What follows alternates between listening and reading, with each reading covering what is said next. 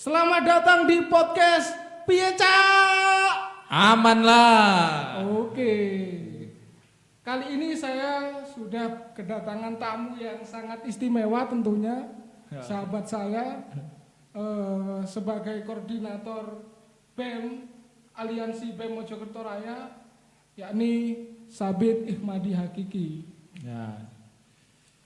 Bagaimana kabarnya, Mas? Alhamdulillah baik. Sampean sendiri gimana? Alhamdulillah baik. Jadi kebetulan kami ini satu kampus dan satu prodi ya. Iya, satu prodi kebetulan. Soal ini Mas, ini kan akhir-akhir ini kan banyak sekali isu yang viral. Misalnya kita mulai dari yang sangat santer di masyarakat adalah soal pembunuhan polisi Verdi Sambo. Kemudian ada juga yang mungkin tidak terlalu substansial tapi itu dibahas secara terus-menerus. Misalnya kasusnya ya sampean tahu sendirilah. Iya. Pesulap merah dan Iya itu. siapa itu? Lagi viral Marcel. Dan Marcel sama Gus Samsudin. oh tenan. Ente kadang-kadang itu yang aliansi dukun. Jadi gini, sebenarnya ada isu, bukan lagi isu ya, yang sebenarnya lebih pas untuk kita bahas dan lebih penting untuk kita bahas adalah soal kenaikan BBM. Nah di sini saya kepingin tahu lah bagaimana pandangan Mas Sabit ini soal kenaikan BBM ini yang sudah dikedok kemarin. Oh iya. Sebelumnya mohon izin pada senior saya yang satu prodi ya. Wesh. Yang terpaut cukup jauh angkatannya, saya merasa istimewa lah diundang sama senior saya ini. Jadi kalau dari pandangan kita di Aliansi BEM, kita beberapa kali sudah mengkaji terkait kenaikan BBM itu. Nah, jadi kita mengusut dari awal. Nah, awalnya ini kan dari perang antara Ukraina dan Rusia. Inilah awal dari kenaikan minyak bumi. Nah, sedangkan 25% cadangan minyak bumi itu terdapat di Rusia. Nah, kenapa Rusia tidak mau mengakhiri perang? Nah, ini ada beberapa dugaan saya, dugaan kami lah. Nah, kami menduga bahwasanya Rusia ingin bangkit, ingin diakui dunia. Karena selama ini kita tahulah dunia siapa yang berpengaruh, yaitu Amerika. Nah, Rusia ingin menghilangkan power Amerika dalam dunia gitu. Jadi untuk membeli minyak mentah pun di Rusia itu tidak menggunakan dolar. Jadi kalau nggak menggunakan mata uang Rusia ya menggunakan mata uang negara asal. Begitu. Nah, itu dari awalnya. Lalu terkait BBM yang sekarang naik tetapi minyak bumi padahal turun. Nah, per hari ini kan minyak bumi turun tapi BBM di Indonesia malah naik. Nah, yang kemarin Presiden Jokowi dalam keterangan konferensi pers ya itu menerangkan bahwasanya sudah nggak kuat. Nah, sudah nggak kuat. Itu melalui Menkyu Sri Mulyani. Sudah nggak kuat dengan subsidi untuk mensubsidi BBM yang 502,4 kalau nggak salah itu 502,4 T. Nah, tapi itu kan kalau kita lihat 502,4 T itu di tahun kemarin. Jadi itu hanya untuk perkiraan tahun ini. Nah, tahun ini sudah mencapai sekitar 80% dari 502,4 T itu. Jadi perkiraan pemerintah adalah kalau ini diteruskan, ini pasti lebih dari 502,4 T kalau sampai akhir tahun. Tapi itu Mas, saya potong dulu ya. Iya. Kemarin kan juga banyak diundang, misalnya ekonom senior itu tidak menemukan bahwasanya di APBN itu yang ditemukan hanya 11 triliun. Itu untuk BBM real ya. BBM real. Ya, real. Selebihnya kan energi, bukan hanya soal BBM, Ya. tapi di situ ada gas dan lain sebagainya. Nah, itulah yang menjadi polemik di masyarakat. Kadang kawan-kawan atau masyarakat yang tidak tahu menelan mentah lah. 502,4 T itu hanya untuk BBM. Padahal tidak. Itu maksimal kalau nggak salah itu di peraturan keuangan kalau nggak salah ya. Saya lupa. Maksimal untuk BBM, Pertalite dan sebagainya itu hanya 200 berapa T gitu. Jadi memang tidak 500 bukan semuanya turun di di BBM itu. Itu kan juga termasuk kompensasi juga. Iya. Oh, tapi juga gini Mas, kalau kita lihat misalnya bicara soal subsidi nih ya. Iya. Itu kan infonya kan bahwasanya subsidi di Indonesia ini terbilang sangat murah. Sementara di negara lain itu mencapai misalnya di Thailand 32.000, kemudian di Jerman 17.000. Sedangkan kita di angka 7.000 sekian. Itu kan sangat jauh. Nah, ini pandangan Mas Habib bagaimana? Kalau kita sebenarnya kalau mau membandingkan sama negara lain, kita harus juga bandingkan APBN negara itu sendiri. Jadi subsidi itu kan sekuat mana APBN menopang ini, membantu masyarakat untuk kesejahteraan. Jadi kalau kita bandingkan, kita lihat dulu APBN di Thailand berapa, APBN di Singapura berapa, di Malaysia berapa. Bisa jadi lebih rendah gitu ya? Bukan, atau bisa lebih tinggi ya, lebih karena tinggi. mereka berani mensubsidi lebih begitu. Kalau lebih rendah sudah pasti subsidinya lebih rendah dari kita. Nah, untuk APBN sendiri pun gini, saya juga agak terusik lah dengan BBM tetap naik tapi Presiden memberlakukan BLT di Perpres nomor 191. Itu kan, kabarnya kan itu bantalan sosial yang diberikan pemerintah itu kan untuk mengganti BBM, kenaikan BBM ini supaya masyarakat yang terdampak itu tidak terlalu terbebani. Itu bagaimana ini?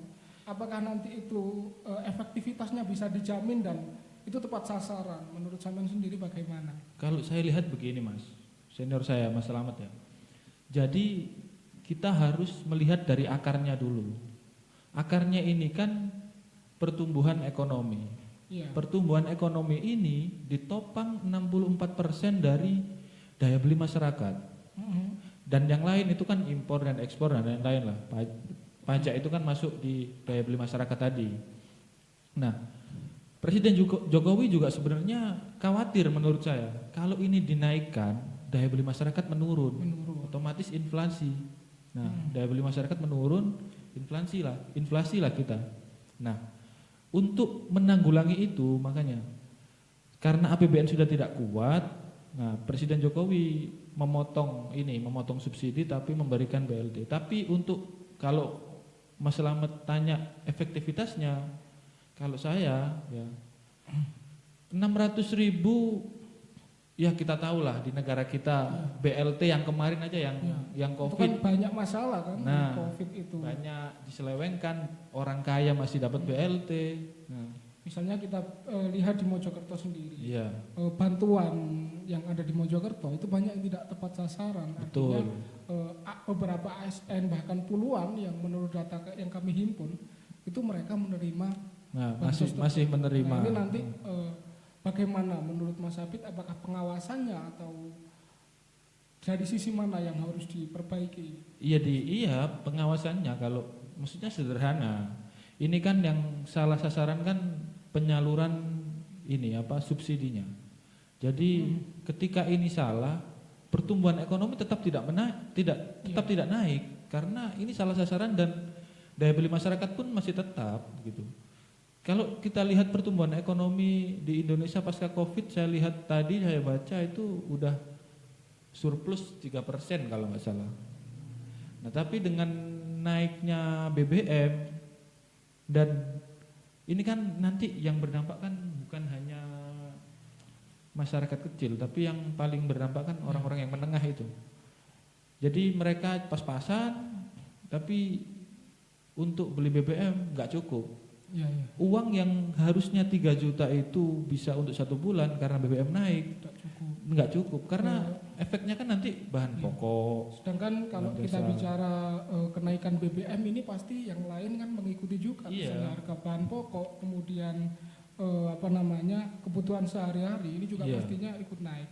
Tapi gini Mas, kita bicara lagi ke belakang bahwasanya salah satu alasan pemerintah menaikkan harga BBM ini kan banyak subsidi kita yang itu dinilai tidak tepat sasaran. Misalnya fenomena truk zombie itu banyak sekali.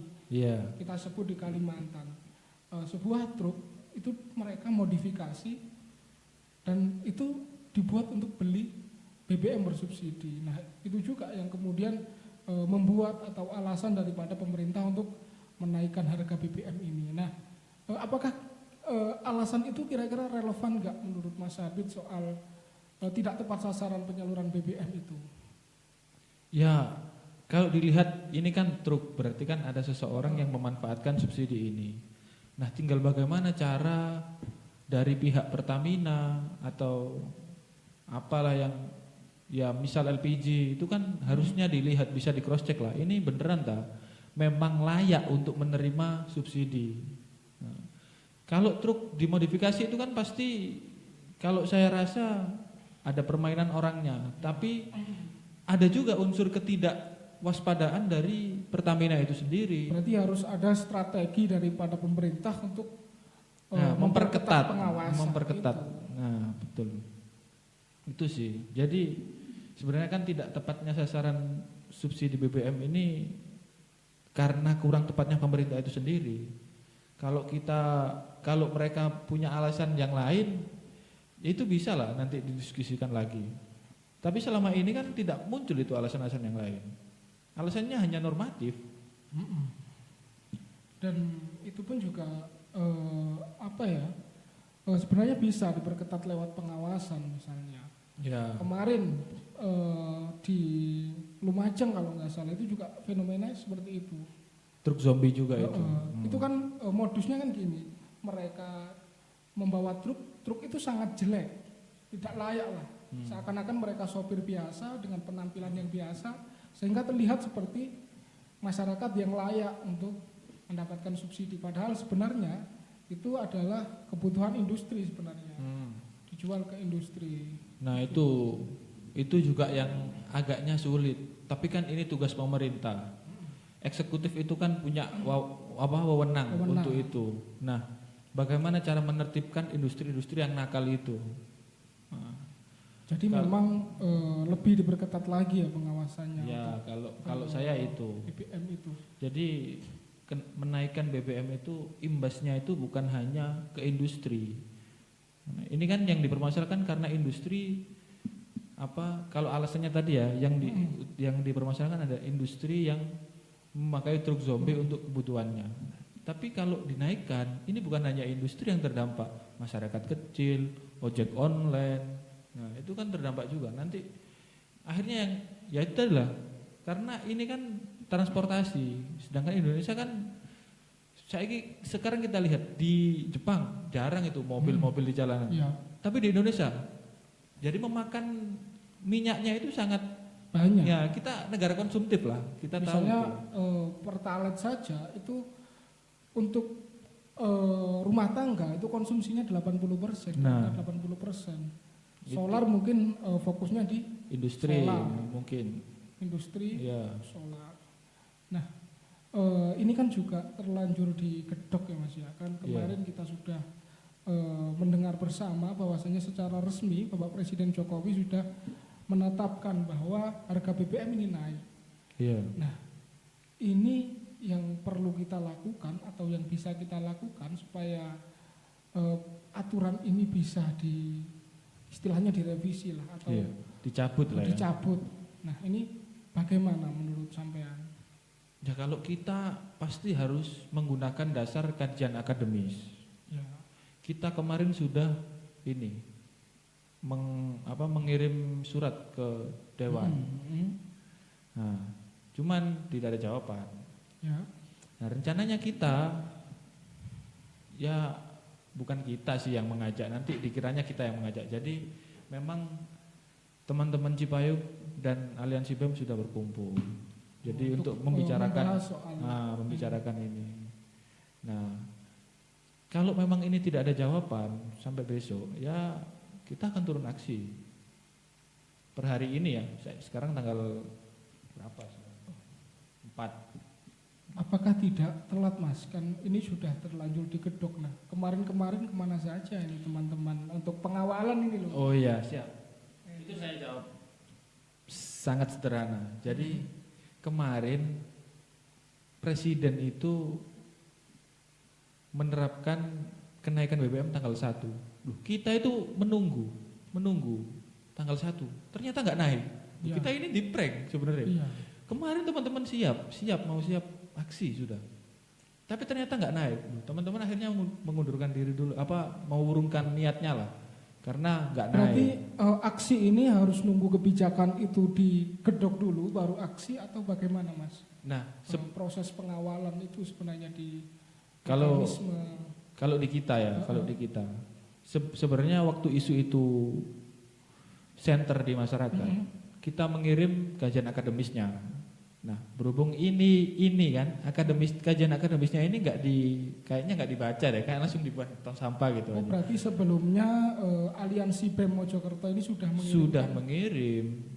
Nah, ternyata kok tidak berefek. Tidak ada respon lah dari pemerintah daerah. Nah, ini kan juga perlu dipertanyakan lah, dari gimana nanti pemerintah daerah menekan inflasi di daerah. Jadi kan pemerintah daerah sudah ada itu APBD, sudah ada DPRD. Kalau dahulu kan zaman Pak Harto dulu kan nggak ada, jadi sudah terpusat. Ya, Semua harus kirim ke nasional, jadi antri dulu. Nah, sekarang sudah dikasih tuh dana per daerah. Nah, tinggal tugas eksekutif nanti gimana caranya menekan inflasi di daerah. Meskipun nasional lagi bergejolak ya, jadi bagaimana strateginya pemerintah daerah itu menekan inflasi di daerah? Mungkin itu. Berarti yang disasar atau yang menjadi tujuannya adalah minimal ini pemerintah daerah kita, khususnya di Mojokerto Mas, ini bisa menekan inflasi. Ya, kalau kita tuntutannya sederhana, tetap ke DPR kita. Minta DPR berbaris dengan kita untuk menolak atau mendorong pencabutan itu, kenaikan BBM itu. Dan yang kedua, pemerintah daerah tidak boleh dilupakan. Nanti pemerintah daerah lepas tangan, nggak tahu itu kan isu nasional, cuma gitu. Nah gini, tapi kalau misalnya yang naik ini adalah harga BBM, apakah itu juga bukan kendali dari pusat? Apakah bisa mengendalikan di daerah itu, bukan kewenangan pemerintah pusat Mas? Iya, kalau subsidi BBM-nya ya. Tapi kalau penekanan ekonomi, inflasinya kan daerah. BBM kan naik ini, kan nggak bisa diganggu gugat, ya, nasional. Misal ini nggak bisa diganggu gugat, kan kita masih berusaha ini untuk mencabut inilah. Nah, misal ini memang nggak bisa diganggu gugat, ya minimal daerah harus mempunyai siasat gimana menekan inflasinya di daerah. Mungkin itu. Penekanannya adalah di inflasinya, meskipun nanti BBM itu tetap naik ya. Iya, karena pertumbuhan ekonomi di Indonesia sekarang kan standar ini ya, ukurannya itu kan inflasi. Kalau di Indonesia ya, nggak tahu kalau di luar. Di Indonesia kan kita selalu bilang inflasi. Nah, coba kita perbaikilah, kita tekanlah inflasi ini melalui daerah-daerah. Nah, di daerah-daerah karena kan ada APBD. Kalau itu digunakan, kalau di Mojokerto kan kita lihat fokusnya lagi pembangunan, yang misinya untuk menarik investor. Itu sih yang saya lihat. Nah, tapi bagaimana itu nanti bisa disiasati lah untuk pemerintah daerah, khususnya bupati dan wali kota bisa menekan. Nanti teman-teman Cipayung dan Aliansi BEM Mojokerto Raya ini kan besok akan rencananya akan merespon apa yang telah ditetapkan oleh pemerintah dengan aksi turun jalan. Nah, tapi seperti ini pengalaman nih beberapa kali ketika kita bertemu dewan, apalagi itu isu nasional, itu selalu kita dipingpong istilahnya. Itu kewenangan pusat. Tugas kami hanya menyampaikan. Misalnya di Omnibus Law kemarin, RUU KPK, itu kan kita setelah aksi kita juga selesai. Nah, itu makanya nanti bagaimana itu? Evaluasi lah tidaknya. Memang tadi dievaluasi sama kawan-kawan ketika kajian di Cipayung dan BEM Mojokerto. Jadi untuk menanggulangi itu, kawan-kawan itu membuat surat dan memonitoring ini benar-benar dikirim apa tidak. Tapi kan kalau kita bicara kebijakan, memang kan legislatif ini, DPR ini hanya wakil dari kita untuk menyuarakan. Jadi memang dia tidak bisa membuat kebijakan. Ya minimal itu dikirim lah, minimal itu dikirim di pusat. Nah, yang kita tuntut adalah DPR agar ini apa menginstruksikan kepada eksekutif daerah bagaimana caranya menekan inflasi ini begitu. Berarti inflasi ini nanti alternatifnya ya, semacam. Ya iya semacam sedikitnya solusi lah. Kalau nanti ini BBM memang tidak jadi turun, artinya pemerintah daerah kita, khususnya di Mojokerto ini, Iya. bisa menekan inflasi Harapannya. dengan berbagai cara tadi. Iya, harapannya sih gitu. Tapi ya tetap kita perjuangkan agar ekonomi Mojokerto tidak minus terus. Kemarin sempat surplus sih, saya baca di BPS itu. Iya juga. Terus gini Mas, ketika BBM naik, menurut pandangan Mas Sabit ini, apakah juga gaji atau gaji buruh ini juga perlu diimbangi dengan kenaikan harga BBM ini? Misalnya dinaikkan UMR dan lain sebagainya. Ya kalau kita ngomongin itu harusnya sih naik karena Harusnya ya. harusnya sih naik.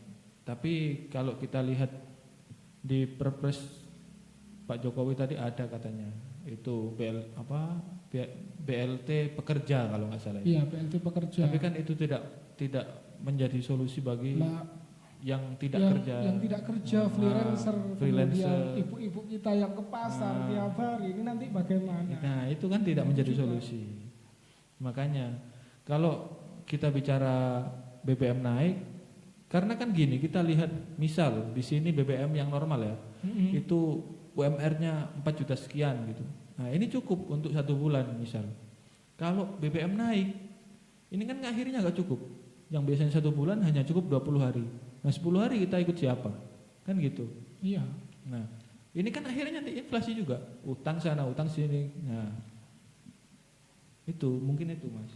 Bahkan kemarin itu kan sebelum dinaikkan itu saya sempat membaca berita di beberapa misalnya di Kompas juga bahwa Pertamax Turbo yang non subsidi ini justru turun.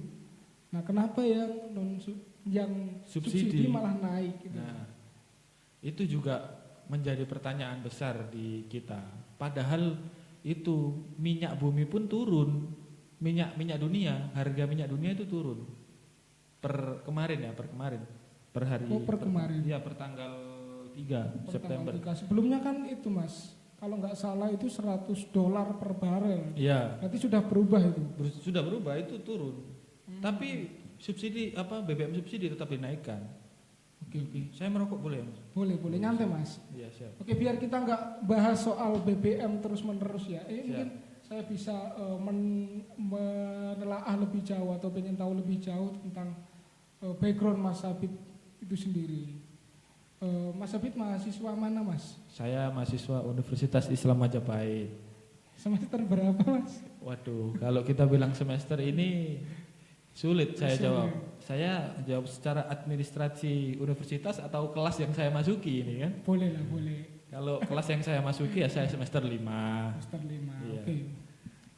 Jadi Mas Sabit ini adalah salah satu aktivis yang di Mojokerto yang mungkin sangat getol di organisasi-organisasi atau gerakan-gerakan sosial. Yang saya tahu juga ini sahabat saya yang kebetulan di Himpunan Mahasiswa Islam. Ya, kalau saya dibilang aktivis itu agaknya terlalu wow lah. Terlalu wow. Iya, karena kita nggak setiap hal pun menguasai. Kalau aktivis ini kan kayak Gitu di lingkungan, di buruh. Kita nggak. Jadi santai aja. Jadi apa yang menurut kita memang perlu dikaji ya dikaji. Tapi kan fenomena sosial ini tidak bisa dipungkiri. Pasti kawan-kawan mahasiswa ya harusnya sih. Karena sekarang banyak mahasiswa yang apakah harus Mas turun ke jalan itu? Jadi kalau kita melihat sejarah lah. Ya, kita melihat sejarah ini soal gerakan mahasiswa ini. Soal gerakan mahasiswa. Yang enggak mahasiswa deh, dari pemuda deh, dari Budi Utomo dulu. Iya, Budi Utomo. Nah, itu kan banyak menorehkan sejarah-sejarah, banyak merubah sejarah-sejarah untuk kemajuan negara. Nah, jadi harusnya ya pemuda-pemuda gini, kalau kata Soekarno, saya lebih suka melihat pemuda yang ngopi, diskusi daripada fokus baca buku tapi enggak kutu buku. Iya. Berarti memang saya juga tahu bahwasanya di sejak dulu itu gerakan-gerakan mahasiswa itu juga perannya sangat penting sekali. Sangat besar. Misalnya 98 dulu. Nah, kalau itu kan terlalu terkenal lah. Saya menariknya dari awal aja. Dari Budi Utomo. Iya. Dulu kita ngomong seperti ini saja mungkin sudah ini wis hilang. Langsung Bos. hilang. Hilang, Bos. Ini belum diupload hilang sudah kita. Iya. Tapi gini Mas, ngomong soal gerakan mahasiswa ini ya, gerakan turun ke jalan, ini juga ada beberapa dilematis ya untuk hari ini. Misalnya kita lihat sendiri, banyak isu-isu nasional atau isu-isu penting itu yang selesai hanya di media. Artinya teman-teman mahasiswa hari ini itu, ya mohon maaf ya, ini bukan saya mendiskreditkan atau bagaimana, saya juga bagian dari mahasiswa hari ini, itu jarang sekali melakukan riset langsung. Artinya istilahnya isu itu sudah ada di media, Iya, paham. baru nongol. Paham. Dan kalau bicara efektivitas hari ini, misalnya ketika kita bicara soal kasus yang kemarin lah Mojokerto masih hangat, soal Novia Widyasari, kita meskipun tidak ada yang turun ke jalan atau mungkin ada itu hanya sedikit sekali, hanya berbekal hashtag itu loh. Iya. Netizen itu kesadaran organik, tapi ketika itu sudah menjadi kolektif, itu kekuatannya sangat besar sekali. Sangat Mas. besar memang. Nah, apakah gerakan turun ke jalan yang dilakukan mahasiswa hari ini itu apakah masih efektif atau masih seksi lah? Apakah kita perlu transformasi gitu? Kalau dari saya secara pribadi, ya itu tadi dari awal saya bilang, seharusnya mahasiswa peka akan fenomena sosial. Ya. Nah, kadang kawan-kawan cuman bermodalkan baca HP, Iya. ada isu, nah Iya. itu diangkat untuk dijadikan suatu gerakan.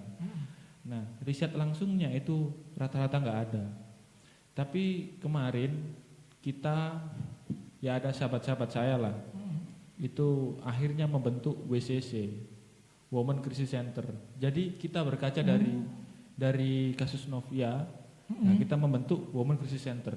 Itu aliansi BEM atau dari Ormet? Bukan, dari ini. Jadi kita diskusi sama advokat-advokat, ada psikolog juga. Nah, berarti itulah. itu semacam apa? LSM gitu, bukan? Bukan, itu lembaga. Jadi Lembaga. untuk pengaduan dan advokasi bagi orang-orang yang didolimi lah. Menginduknya ke ini kan gabungan antara LBHNU. Oh, LBH. LBHNU. Terus ada psikolog anak dan perempuan. Lalu ada unsur dari himpunan mahasiswa Islam. Oh, berarti jadi gabungan ini. Gabungan Kita buat dari, lembaga. Oke, bagus sekali lah. Tapi gini loh Mas, yang saya maksud ini dari segi efektivitas. Ya. Meskipun netizen itu hanya berbekal share, komen, tapi efeknya itu sangat luar biasa loh. Kasus Novia kemarin keangkat juga gara-gara netizen, itu loh yang saya maksud. Apakah gerakan turun jalan ini itu masih relevan kalau kita lihat dari segi efektivitas? Iya. Ini netizen itu sudah sangat melampaui efektif. itu, Iya. influencer sudah selesai. Iya. Gitu loh yang saya maksud ini.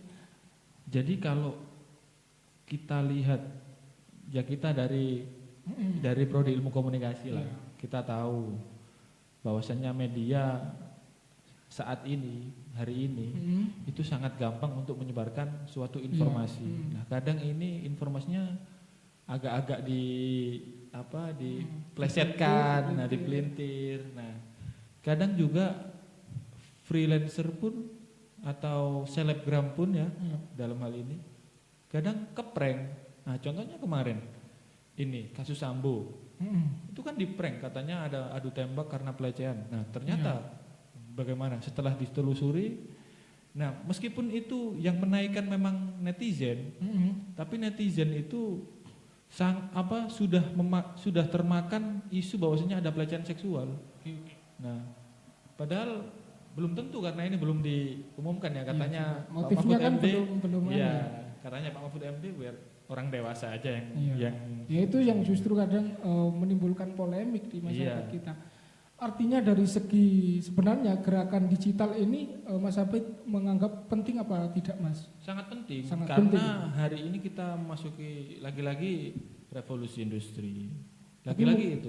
tapi mungkin yang lebih dipertajam tadi seperti kata Mas Habib, lebih diperdalam lagi soal analisanya, kemudian literasi medianya, Nah, biar kita nggak gampang keprank. Nah, kalau kita di ilmu komunikasi, barangkali kawan-kawan yang melihat nanti kepengen nggak cepet atau nggak termakan hoax, bisa masuk di ilmu komunikasi UNIM. Berarti juga gini, Mas, teman-teman mahasiswa misalnya dari Ormed, PMI, HMI, kemudian GMNI dan masih banyak lagi, ini juga perlu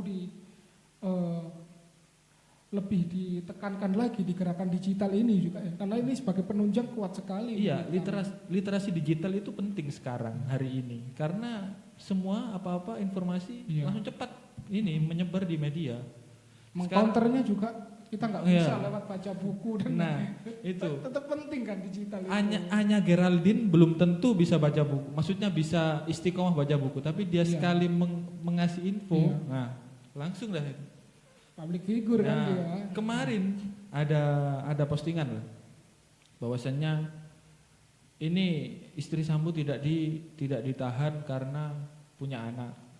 Itu Jeffrey Nicole, aktor Jeffrey Nicole komen, kemarin anaknya ribut di klub malam. Oh, itu udah viral, padahal cuman komen. Tapi komen kan belum tentu benar apa tidak. Belum tentu benar apa enggak. Itulah yang kemudian mungkin teman-teman dari mahasiswa ini membuatlah semacam media tanding untuk meluruskan isu-isu yang seperti itu. Iya, karena kadang mahasiswa pun ada oknum-oknum mahasiswa yang suka memelintir juga. Jadi ya sulit juga memang. Kalau tidak mempunyai basic untuk mencari fakta kalau kita di ilmu komunikasi kan itu udah ada lah bekal. Jadi bagaimana melihat suatu fenomena yang diberitakan, tapi ini faktanya di mana?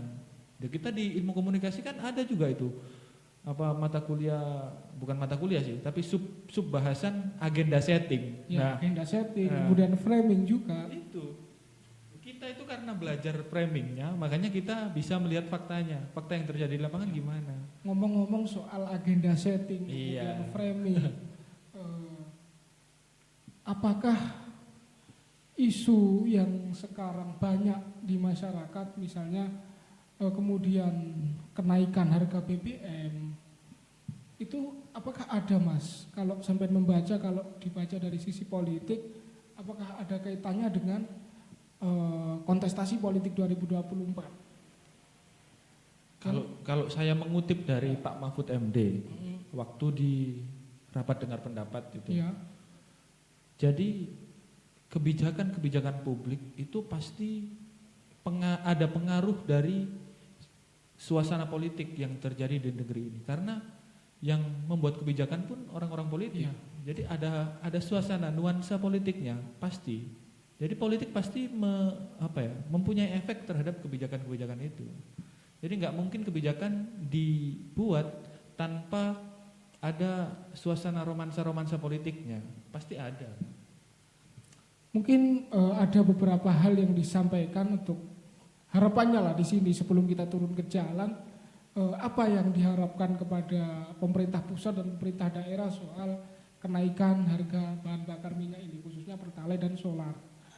Ya, kalau saya sih di pemerintah pusat saya harap bisa memikirkan kembali lah, mendiskusikan kembali urgensi untuk menaikkan BBM ini. Toh ketika APBN itu banyak disalurkan di BBM, itu kan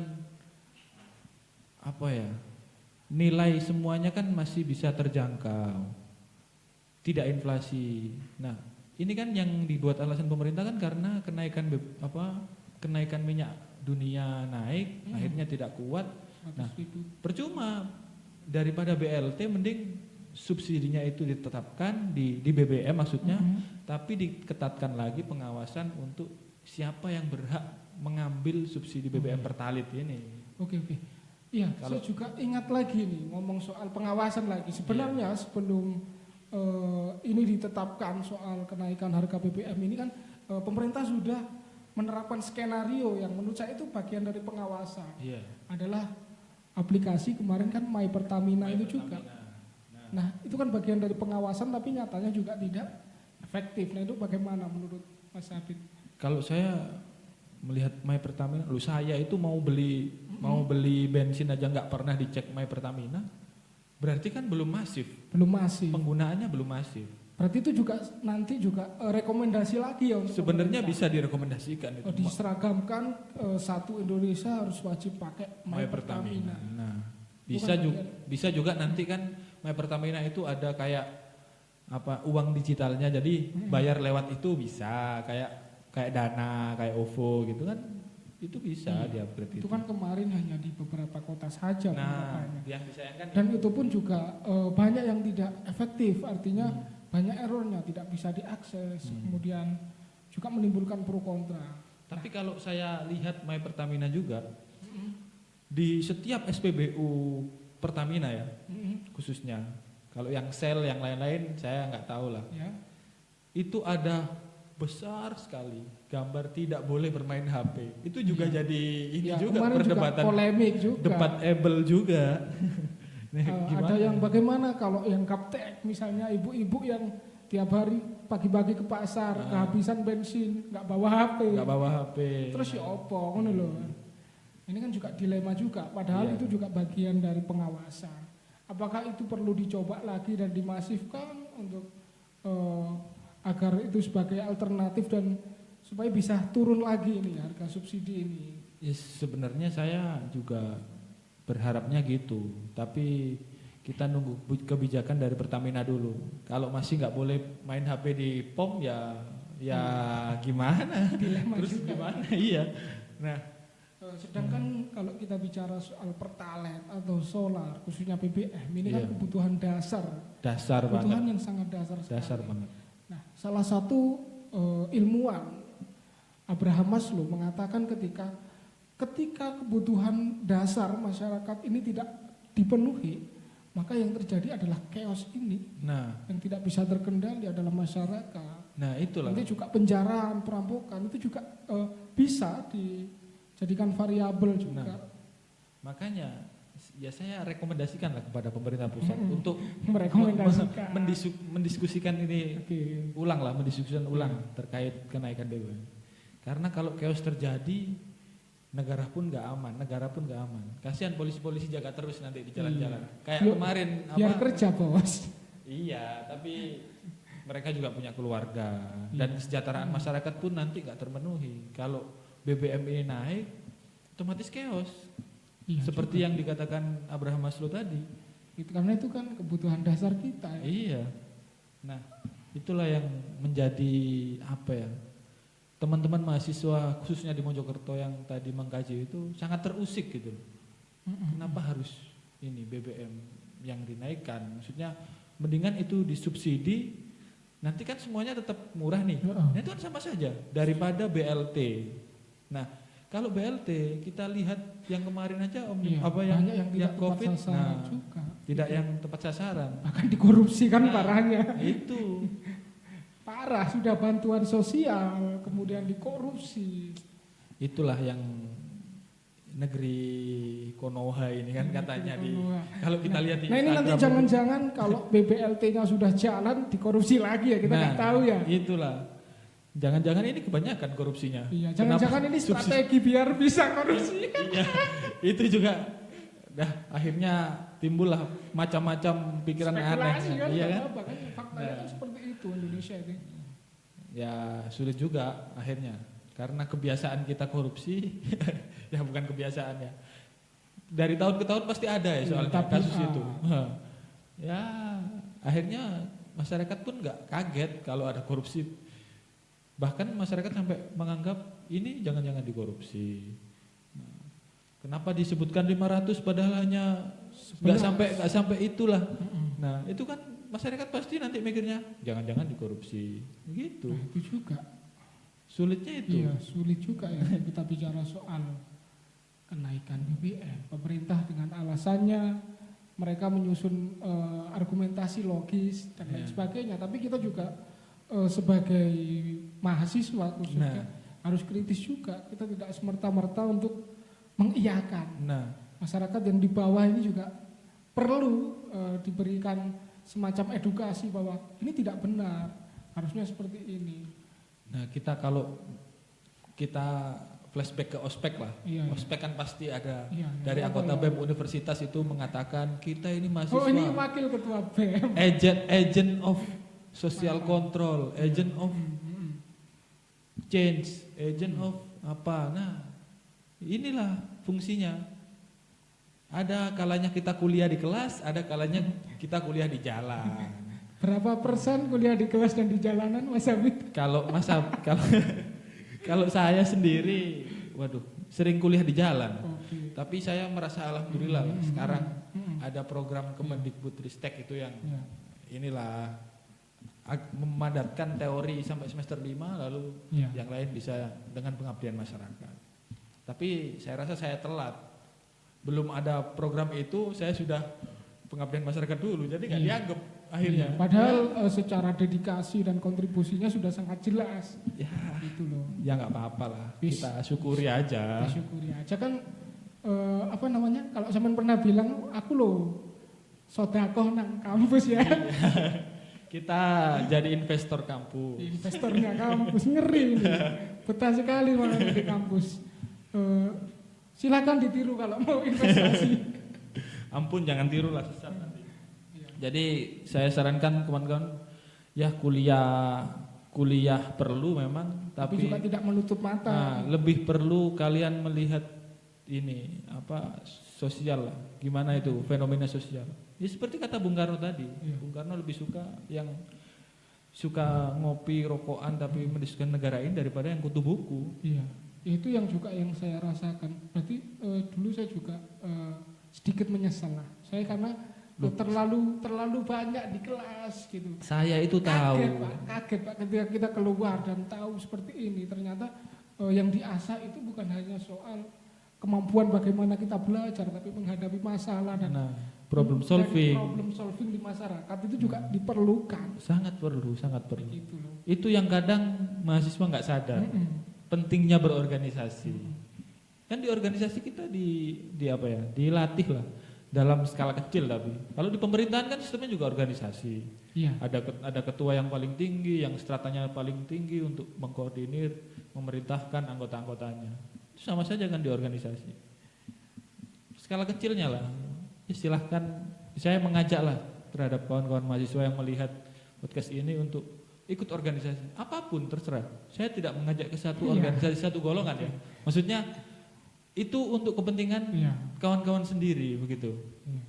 Kepentingan di masa Ya, depan. meskipun di beberapa organisasi, khususnya organisasi ekstra, kan kita juga butuh kaderisasi. Oh iya, itu nanti terserah itu Terserah, kan, itu. tugas kakak-kakaknya yang sudah gabung itu. Kalau Tapi minimal berorganisasi. iya, tapi enaknya di organisasi ekstra itu kan ada ilmu-ilmu yang tidak disampaikan di kampus. Iya. Bahkan kita yang ya kalau saya kan kebetulan ilmu komunikasi nih, FISIP nih. Jadi kayak sangat dekat dengan kepemimpinan, keorganisasian, ini sangat dekat. Tapi kalau anak teknik, fakultas teknik, eksak itu diberi apa ya? Asupan-asupan seperti ilmu-ilmu kepemimpinan, problem solving, manajemen massa, manajemen perorangan, sumber daya. Nah, ini kan perlu